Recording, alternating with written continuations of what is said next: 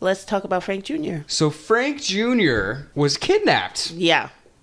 But actually, before we even get into this, let me just say something. I never really like it when people name their sons like Junior, because I feel like it's not really fair. Yeah. Especially if you're someone that's done a lot with your life. Mm-hmm. I feel like being Frank Sinatra Jr. would kind of suck. Yeah. Like, not obviously, like, you know, he grew up pretty well off, so that's nice. But, like, you have to live your life, your whole life in your dad's shadow, no matter what. And you're never going to be your dad. No. Nobody's your dad. No. You know what I mean? Like, that's not, I don't know. I always feel weird about that. Yeah, he sang a little bit, but then he also did other things. Last time I remember seeing his face, he was on The Sopranos.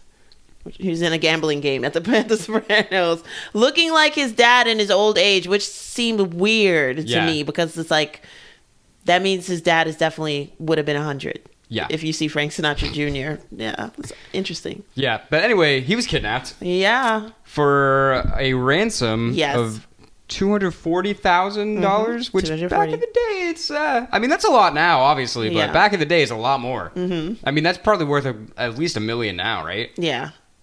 Somewhere up there. 854,675. And 99 cents. Uh-huh.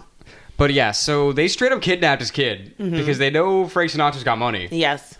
But what they should have thought about is that they should have known that he's connected with the mafia. Yeah, and everybody knows where you're at when you're connected with the mafia. I feel like that just wasn't a good idea. Like, how did you think this was going to go? If I were Frank, they call you up, they're like, we got your kid, we're holding for a ransom. This is what Frank goes. Keep him. See what you get. That's what he said. But here's the other thing.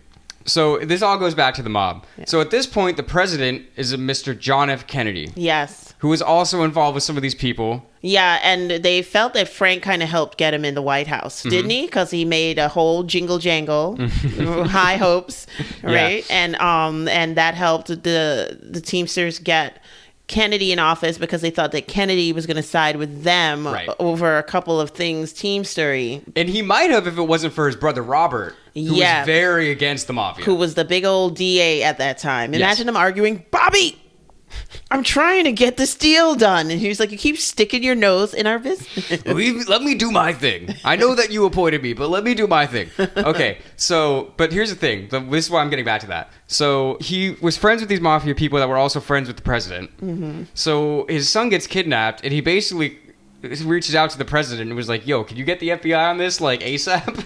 Exactly. And they got him back within, like, a couple of days. Yeah. And they got, like, all the money back. Exactly. They got him back tonight.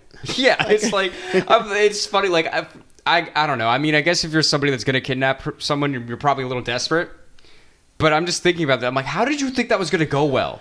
Like, it's just not a good idea. It's so weird to just, like, get into the mind of a criminal. It's just like, especially someone that's going to kidnap Frank Sinatra's kid. It's just like, where are you going to go in this country? Because it's obviously, you only have the money to stay in this country. Right. You know, where would you possibly go? I don't know. That whole story is just so crazy to me. I'm like, how did you think this was going to end up?